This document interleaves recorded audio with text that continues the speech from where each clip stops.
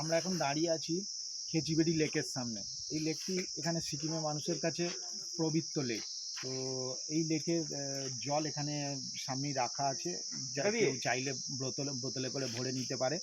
তো এই লেকটা নিয়ে সিকিমের অনেক আশ্চর্য গল্প রয়েছে, যে গল্পগুলোর মধ্যে রয়েছে এই লেকের জল আমাদের এখানে যেরকম নর্মালি আমরা হাওয়া বাতাস লাগলে জল ফল ব্যবহার করি, সেই রকমই এখানেও সিকিমেও এই লেকের জল পবিত্র বলে মানা হয়, এবং এই জলকে সেই হিসাবেই ওরা ব্যবহার করে।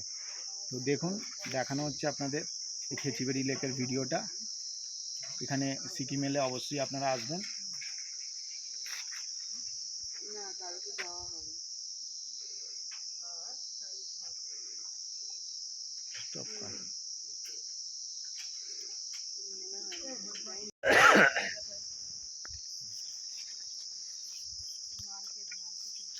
বলে তো লেক লেক বলে। আমার দিকে ওখান পর্যন্ত স্টপ করে লালটা টিপে আমি ইনশর্টে